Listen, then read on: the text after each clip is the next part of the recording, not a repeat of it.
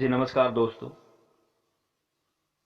आवाज़े कहानी रवि की जुबानी विच मैं रवि शर्मा तुहाडा स्वागत करदा।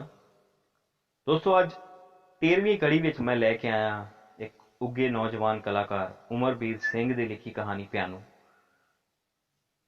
उमरबीर मेरे जूनीयर ने, मेरे अच्छे दोस्त ने, तो मैनू खुशी हो रही है कि उन्होंने ये मान मैनू दिता कि उन्होंने पहली कहानी नू मैं अपनी आवाज़ दे सकां। तो देर ना करते हुए असी शुरू करते हैं कहानी पियानो। पूरे घर दे विच खामोशी सी। सारे लोग अजीब ही अखां विच जज्बात लैके खड़े सी। किसे दियां अखां नम सी, किसे दियां पथराइयां सी, किसे दियां बंद सी। पूरे घर विचों जो कितों आवाज़ आ रही सी तां ओह सी पियानो दी, जिस नूं फिलिपो सुर बख्श रहा सी। पियानो वजांदे वजांदियां वो आप भी किसी अजीब आलम विच चला गया सी। सारे लोग उसके सुर नाल अपने दुख के सुर मिला रहे थे। काफ़ी समा पियानो बजा के फिलिपो शांत हो गया। घर का वड्डा मुंडा उस कोल आया तो उसके गले लग गया। उसने कहा, तेरिया धुना दे नाल साडे प्यो की आत्मा को बहुत सुकून मिलिया होगा। मैं धन्नवादी है कि तू उन्होंने 10वीं बरसी उत्ते पियानो बजाया। इन्ना कह के उसने फिलिपो नूं कुछ यूरो दिते। फिलिपो ने उन्होंने पैसों विचों कुछ दियां दवाइयां खरीदियां ते घर आ गया। माँ की खंघ की आवाज़ उसनूं घर वड़न तो पहला ही आ गई थी। उसने कदमां की रफ्तार वधाई ते घर दाखिल होया। फटाफट मां नूं सीधा किया ते दवाई पिलाई। उसकी मां ने सूरत संभालदिया क्या, मेरे दिन ज्यादा नहीं है पुत, तू मेरी फिक्र छड़ दे ते बड़े शहर अपने ताए कोल चला जा काम लई। उसने किन्नी बार चिट्ठी भेज छड़ी है पर तू कोई जवाब नहीं दिता। फिलिपो ने इस अंदाज में कहा जिवें उन्हें पहला तो ही जवाब रटिया हो। मां, तू उस कोल जान ली कह रही है जिसने पिता जी के मरण ते उन्हों की सार नहीं पूछी। जे वो अपने सगे भरा नाल इस तरह का सलूक कर सकता है, मैं तो फिर भी नाले पूरे बलोगना विच मेरे पियानो बजाउण की कला की कदर होंदी। साडे दोवां दे जीण लई बहुत है। मेरे दिल की धड़कन भावें बंद हो जाए पर उंगलां चलदियां रहनियां चाहिए तां जो मैं मरण तो बाद भी पियानो बजा सकां। मां ने कहा, तेरा काम भी कोई काम है, लोकां दियां मरण बरसियां ते पियानो बजाउणा। फिलिपो बिल्कुल पुराने अंदाज में बोला, मां मेरा पियानो बजाउणा ही तो सुपना है, चाहे वो लोकां दियां मरण बरसियां ते बजाउणा पवे जां किसी दे विआह ते, इस नाल कोई फर्क नहीं पैंदा। मां ने सोचा, पुत हुण समझदार हो गया है ते उन्हें अग्गों कुछ नहीं कहा। फिलिपो बोले, भला होवे उस वक्त का जद पिता जी ने मैनू पियानो सिखाया। इन्हां सुरां दा ही मुल मिल रहा अज। मां ने हथियार सुट दिते ते बोली, चल मेरे पुत, तेरी मर्जी है। ते खंघदी हुई लम्मे पै। फिलिपो घर का काम मुका के मेज ते बैठ गया ते किताब ते कुछ लिखना शुरू कर दिता। फिलिपो अक्सर रात लिखन बैठ जाता ते काफ़ी रात तक लिखता रहिंदा, वर्के पाड़दा रहिंदा। पर मां ने कदे भी ये पुछण की खेचल नहीं की कि वह की लिखता है। फिलिपो नूं 10 दिनां विच 1-2 प्रोग्राम पियानो वजाउण लई तां मिल ही जाते सन। कदे कदे कोई खुशी का प्रोग्राम भी मिल जाता। इस तरह उसका शौक भी पूरा हो रहा सी ते कुछ आमदन भी आ जाती सी। पर रोज़ रात नूं उसका वर्किया कुछ लिखण लई परेशान होना, पूरी पूरी रात जागना, ये भी नाल नाल चलता रहा। मां की बीमारी दिन ब दिन वधदी जा रही थी ते फिलिपो ने अपना पियानो वजाउण का समा भी वधा दिता तां जो पैसे वधेरे मिल सकन। पर बहुत विरला ही फिलिपो नूं कोई प्रोग्राम मिलता। उसके पिता जी धुना लिखते होंदे सन। इन्हां ही धुनां नूं वो प्रोग्राम के हिसाब नाल वजाउंदा सी। खुशी के मौके ते खुशी दे ते गम के मौके ते गम वाले सुर। एक दिन फिलिपो नूं उसके दोस्त ने कहा कि मेरी मां की बरसी है कि तू पियानो बजाएगा। काफ़ी दिन घर बैठन करके मां की दवाई का खर्च नहीं निकल पा रहा सी तां इस करके फिलिपो ने झट हाँ कर दी। पियानो वजाउण तो बाद उसके दोस्त ने उसनूं कुछ यूरो दिते ते कहा, तू पियानो वजाउण वक्त की सोच रहा सी। ਫਿਲਿਪੋ ਨੇ ਕਿਹਾ, ਮੈਨੂੰ ਲੱਗਦਾ ਹੈ ਕਿ ਮੇਰੇ ਪਿਤਾ ਜੀ ਦੇ ਸੁਰ ਲੋਕਾਂ ਦੇ ਦੁੱਖਾਂ ਦੇ ਬਰਾਬਰ ਨੇ। ਇਹ ਸੁਰ ਉਹਨਾਂ ਦੇ ਦਿਲ ਤੱਕ ਨਹੀਂ ਪਹੁੰਚਦੇ ਤੇ ਧੁਨਾਂ ਅਜਾਈ ਜਾ ਰਹੀਆਂ ਨੇ। ਜੋ ਫਿਲਿਪੋ ਨੇ ਕਿਹਾ ਉਹ ਉਸਦੇ ਦੋਸਤ ਦੇ ਬਿਲਕੁਲ ਸਮਝ ਵਿੱਚ ਨਹੀਂ। ਫਿਲਿਪੋ ਨੇ ਫਟਾਫਟ ਦਵਾਈਆਂ ਖਰੀਦੀਆਂ। ਅੱਜ ਉਹਨੂੰ ਮਾਂ ਦੀ ਖੰਘਣ ਦੀ ਆਵਾਜ਼ ਸੁਣਾਈ ਨਹੀਂ ਦਿੱਤੀ ਸੀ। ਉਸਨੇ ਸੋਚਿਆ ਸ਼ਾਇਦ ਮਾਂ ਸੁੱਤੀ ਹੋ ਗਈ। ਉਹ ਘਰ ਦਾਖਲ ਹੋਇਆ ਤੇ ਉਸਨੇ ਮਾਂ ਨੂੰ ਜਗਾਉਣਾ ਠੀਕ ਨਾ ਸਮਝਿਆ। ਉਸਨੇ ਆਪਣਾ ਤੇ ਮਾਂ ਦਾ ਖਾਣਾ ਤਿਆਰ ਕੀਤਾ ਤੇ ਜਦ ਮਾਂ ਨੂੰ ਖਾਣਾ ਖਾਣ ਲਈ ਕਿਹਾ ਤੇ ਉਸਨੇ ਅੱਗੋਂ ਕੋਈ ਜਵਾਬ ਨਾ ਦਿੱਤਾ। ਉਸਨੇ ਮਾਂ ਨੂੰ ਹਿਲਾਇਆ ਪਰ ਮਾਂ ਵਿੱਚ ਕੋਈ ਹਲਚਲ ਨਾ ਹੋਈ। ਫਿਲਿਪੋ ਮਾਂ ਦੇ ਮੰਜੇ ਲਾਗੇ ਡਿੱਗ ਪਿਆ ਤੇ ਸਹੋ ਸਹੀ ਹੋਇਆ। ਕਦੇ ਮੇਜ਼ ਤੇ ਪਏ ਖਾਣੇ ਵੱਲ ਵੇਖੇ ਤੇ ਕਦੇ ਦਵਾਈਆਂ ਵੱਲ ਵੇਖੇ ਤੇ ਕਦੇ ਮਾਂ ਵੱਲ ਵੇਖੇ। ਉਸਨੂੰ ਕੁਝ ਸਮਝ ਨਹੀਂ ਸੀ ਆ ਰਿਹਾ ਕਿ ਕੀ ਕਰੇ। ਮਾਂ ਦੇ ਮੰਜੇ ਦੇ ਲਾਗੇ ਇੱਕ ਚਿੱਠੀ ਸੀ ਜੋ ਉਸਨੇ ਚੁੱਕੀ ਸੀ, ਜਿਸ ਵਿੱਚ ਲਿਖਿਆ ਸੀ, ਪੁੱਤਰਾ, ਮੈਂ ਕਦੇ ਵੀ ਤੇਰੇ ਪਿਆਨੋ ਦੀ ਤਾਰੀਫ ਨਹੀਂ ਕਰ ਪਾਈ, ਨਾ ਇਸ ਦਾ ਆਨੰਦ ਮਾਣ ਪਾਈ, ਤੇ ਮੇਰੀ ਮੌਤ ਤੇ ਤੂੰ ਪਿਆਨੋ ਜ਼ਰੂਰ ਵਜਾਈ। ਰੱਬ ਤੇਰਾ ਭਲਾ ਕਰੇ। ਇਹ ਪੜ੍ਹ ਫਿਲਿਪੋ ਮਾਂ ਦੀ ਛਾਤੀ ਤੇ ਸਿਰ ਰੱਖ ਕੇ ਰੋਣ ਲੱਗ ਪਿਆ।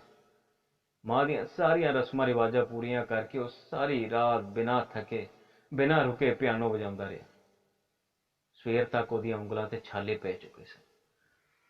ਕਾਫੀ ਦਿਨ ਤਾਂ ਫਿਲਿਪੋ ਮਾਂ ਦੇ ਗਮ ਕਰਕੇ ਘਰੋਂ ਬਾਹਰ ਨਹੀਂ ਸੀ ਨਿਕਲਿਆ।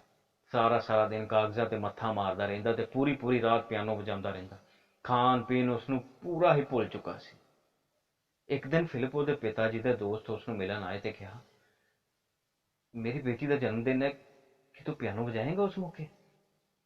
ਫਿਲਿਪੋ ਕੁਝ ਦੇਰ ਚੁੱਪ ਰਿਹਾ ਤੇ ਬੋਲਿਆ, ਮੇਰੀਆਂ ਧੁਨਾਂ ਵਿੱਚ ਖੁਸ਼ੀ ਦੀਆਂ ਧੁਨਾਂ ਬਿਲਕੁਲ ਗਵਾ ਚੁੱਕੀਆਂ ਨੇ ਤੇ ਇਹ ਕੰਮ ਮੈਂ ਨਹੀਂ ਕਰ ਸਕਦਾ। ਉਸ ਸ਼ਖਸ ਨੇ ਕਿਹਾ, ਵੇਖ, ਤੈਨੂੰ ਮੈਂ ਇਸ ਕੰਮ ਦੇ ਚੰਗੇ ਪੈਸੇ ਦੇਵਾਂਗਾ। ਦੇਖੋ, ਨਾ ਕਰੀ। ਮੈਂ ਆਪਣੀ ਬੇਟੀ ਨੂੰ ਸਰਪ੍ਰਾਈਜ਼ ਦੇਣ ਦਾ ਵਾਅਦਾ ਕੀਤਾ ਹੈ। ਜੇ ਤੂੰ ਪਿਆਨੋ ਵਜਾਉਣਾ ਬੰਦ ਕਰ ਦਿੱਤਾ ਤਾਂ ਤੇਰੀ ਮਾਂ ਦੀ ਆਤਮਾ ਨੂੰ ਸਕੂਨ ਮਿਲ ਸਕੇਗਾ। ਮੈਂ ਤੈਨੂੰ ਜ਼ਬਰਦਸਤੀ ਨਹੀਂ ਕਰਾਂਗਾ। ਜੇ ਤੇਰਾ ਮਨ ਹੋਵੇ ਤਾਂ ਪਰਸੋਂ ਸ਼ਾਮ ਨੂੰ ਮੇਰੇ ਘਰ ਆ ਜਾਵੀਂ। ਫਿਲਿਪੋ ਨੇ ਉਸ ਵਕਤ ਕੋਈ ਜਵਾਬ ਨਾ ਦਿੱਤਾ।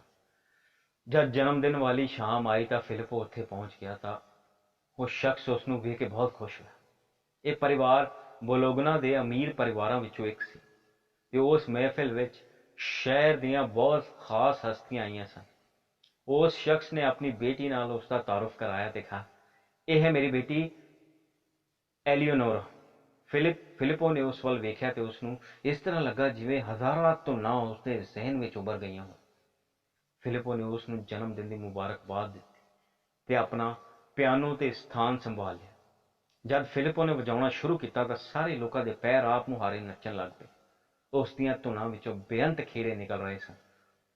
ਐਲੀਓਨੋਰਾ ਇੱਕ ਜਗ੍ਹਾ ਤੇ ਆਰਾਮ ਨਾਲ ਬੈਠ ਕੇ ਉਸ ਪਿਆਨੋ ਦਾ ਆਨੰਦ ਮਾਣ ਰਹੀ ਸੀ ਤੇ ਫਿਲਿਪੋ ਬਗੈਰ ਪਲਕਾਂ ਝੱਪੇ ਉਸ ਵੱਲ ਵੇਖ ਰਿਹਾ ਸੀ। ਸਾਰਾ ਆਲਮ ਇੱਕ ਅਜੀਬ ਜਿਹੇ ਸੁਰਾਂ ਦੇ ਨਸ਼ੇ ਵਿੱਚ ਚਲਾ ਗਿਆ ਸੀ। ਕਾਫੀ ਸਮਾਂ ਪਿਆਨੋ ਵਜਾ ਕੇ ਫਿਲਿਪੋ ਰੁਕਿਆ। ਪਾਰਟੀ ਖਤਮ ਹੋਈ। ਸਭ ਲੋਕ ਰਵਾਨਾ ਹੋ ਗਏ। ਐਲੀਓਨੋਰਾ ਦੇ ਪਿਤਾ ਬਹੁਤ ਖੁਸ਼ ਸੀ ਕਿ ਸਾਰੀ ਪਾਰਟੀ ਫਿਲਿਪੋ ਦੇ ਪਿਆਨੋ ਕਰਕੇ ਹੋਰ ਵਧੀਆ ਹੋ ਗਈ। ਉਸਨੇ ਫਿਲਿਪੋ ਨੂੰ ਕੁਝ ਪੈਸੇ ਦਿੱਤੇ।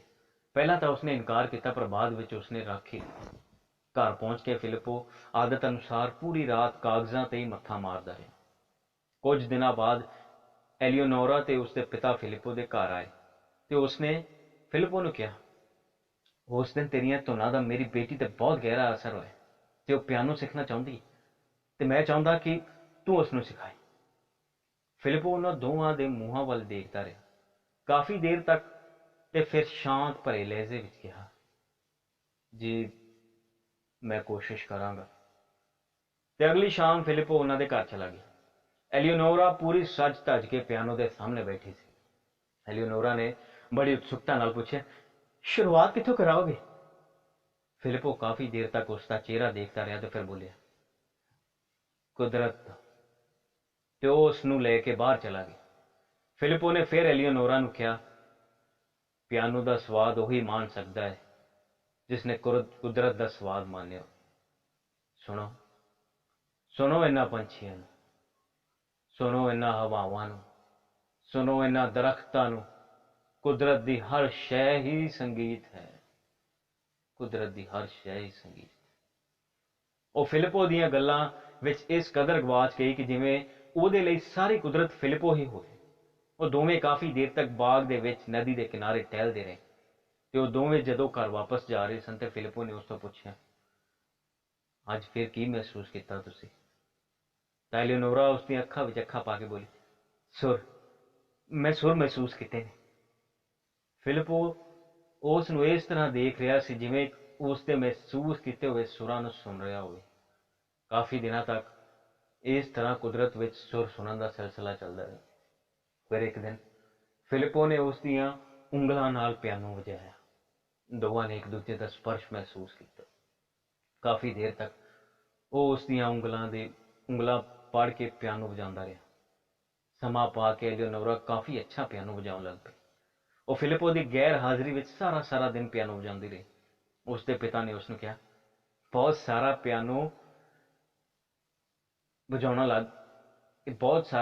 ਪਿਆਰਾ ਪਿਆਨੋ ਵਜਾਉਣ ਲੱਗ ਪਈ ਐਲੀਓਨੋਰਾ।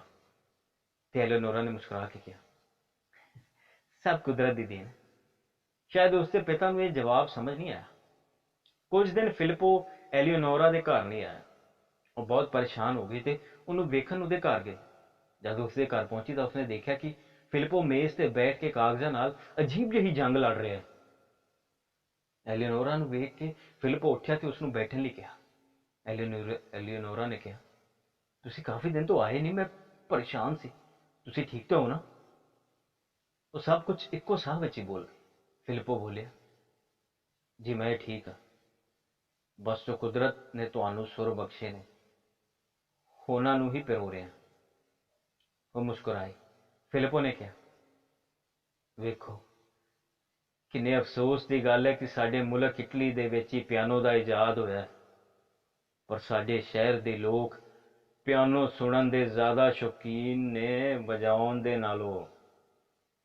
ਕਿੰਨੇ ਅਫਸੋਸ ਦੀ ਗੱਲ ਹੈ। ਐਲੀਓਨੋਰਾ ਧਿਆਨ ਨਾਲ ਉਸ ਨੂੰ ਸੁਣਦੀ ਰਹੀ। ਫਿਲਿਪੋ ਨੇ ਬੋਲਣਾ ਜਾਰੀ ਰੱਖਿਆ, ਤੁਸੀਂ ਪਹਿਲੇ ਸ਼ਖਸ ਹੋ ਜਿਨ੍ਹਾਂ ਨੇ ਵਜਾਉਣ ਦੀ ਇੱਛਾ ਜ਼ਾਹਿਰ ਕੀਤੀ ਹੈ ਤੇ ਤੁਹਾਨੂੰ ਸਿਖਾਉਣ ਦੇ ਸਿਲਸਿਲੇ ਨੇ ਮੇਰੀ ਅਧੂਰੀ ਧੁਨ ਨੂੰ ਪੂਰਾ ਕਰ ਦਿੱਤਾ ਹੈ।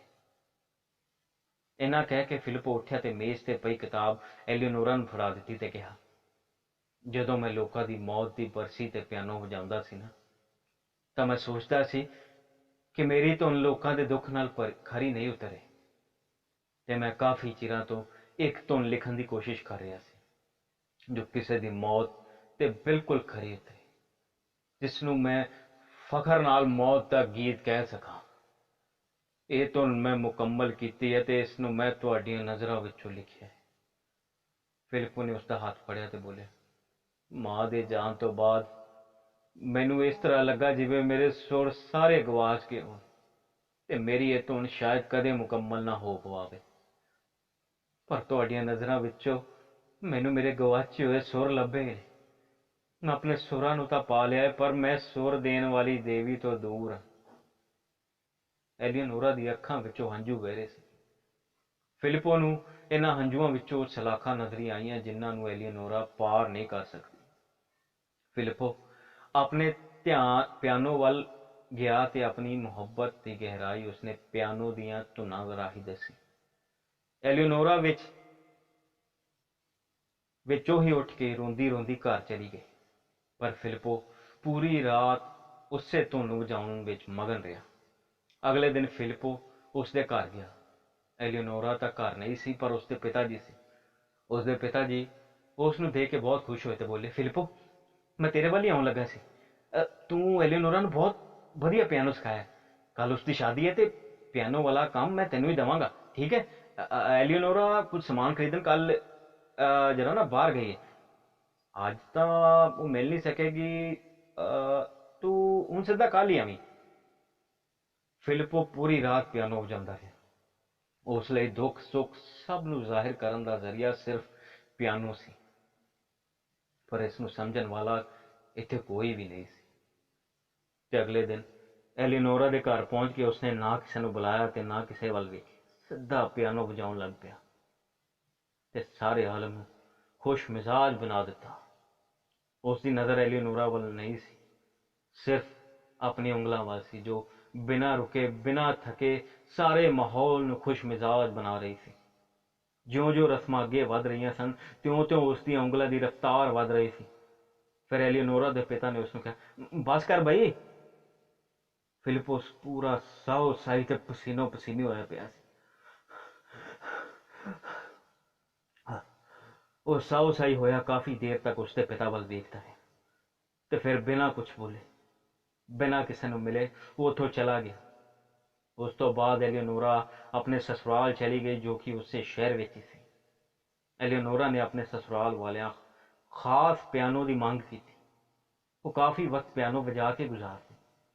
ਇੱਕ ਹਫ਼ਤੇ ਬਾਅਦ ਐਲੀਨੋਰਾ ਆਪਣੀ ਸਹੇਲੀ ਦੇ ਪਿਤਾ ਦੀ ਮਰਨ ਬਰਸੀ ਤੇ ਗਈ। ਉਸਨੇ ਆਪਣੀ ਸਹੇਲੀ ਨੂੰ ਕਿਹਾ, ਤੂੰ ਫਿਲਿਪੋ ਨੂੰ ਨਹੀਂ ਬੁਲਾਇਆ ਪਿਆਨੋ ਵਜਾਉਣ ਲਈ? ਉਸਦੀ ਸਹੇਲੀ, ਜੋ ਪਹਿਲਾਂ ਹੀ ਦੁਖੀ ਸੀ, ਹੋਰ ਦੁਖੀ ਹੋ ਗਈ ਤੇ ਬੋਲੀ, ਇਸ ਤਰ੍ਹਾਂ ਬੁਲਾਉਂਦੀ? ਉਹ ਤਾਂ ਕੁਝ ਦਿਨ ਪਹਿਲਾਂ ਹੀ ਸੰਸਾਰ ਤੋਂ ਵਿਦਾ ਲੈ ਗਿਆ। ਐਲੀਨੋਰਾ ਨੇ ਬਹੁਤ ਉੱਚੀ ਕਿਹਾ, ਇਹ ਕਿਸ ਤਰ੍ਹਾਂ ਹੋਇਆ? ਉੱਥੇ ਬੈਠੇ ਸਾਰੇ ਲੋਕਾਂ ਨੇ ਉਸ ਵੱਲ ਗੁੱਸੇ ਨਾਲ ਵੇਖਿਆ। ਉਸ ਦੀ ਸਹੇਲੀ ਉਸ ਨੂੰ ਕਮਰੇ ਤੋਂ ਬਾਹਰ ਲੈ ਗਈ ਤੇ ਬੋਲੀ, ਕਰੀਬ ਇੱਕ ਹਫ਼ਤੇ ਤੋਂ ਉਸ ਨੂੰ ਕਿਸੇ ਨੇ ਵੀ ਨਹੀਂ ਵੇਖਿਆ ਸੀ। ਉਸਦੇ ਘਰ ਵਿੱਚੋਂ ਦਿਨ ਰਾਤ ਪਿਆਨੋ ਵਜਾਉਣ ਦੀ ਆਵਾਜ਼ ਆਉਂਦੀ ਸੀ ਤੇ ਇੱਕ ਦਿਨ ਅਚਾਨਕ ਉਹ ਆਵਾਜ਼ ਵੀ ਬੰਦ ਹੋ ਗਈ। ਕਾਫੀ ਸਮਾਂ ਕਿਸੇ ਨੇ ਪਿਆਨੋ ਦੀ ਆਵਾਜ਼ ਨਹੀਂ ਸੁਣੀ। ਫਿਰ ਲੋਕਾਂ ਨੇ ਜਾਂਚ ਪੜਤਾਲ ਕੀਤੀ ਤਾਂ ਉਹ ਪਿਆਨੋ ਤੇ ਹੀ ਮਰਿਆ ਪਿਆ ਸੀ। ਲੋਕਾਂ ਨੇ ਉਸ ਨੂੰ ਦਫਨ ਕਰ ਦਿੱਤਾ।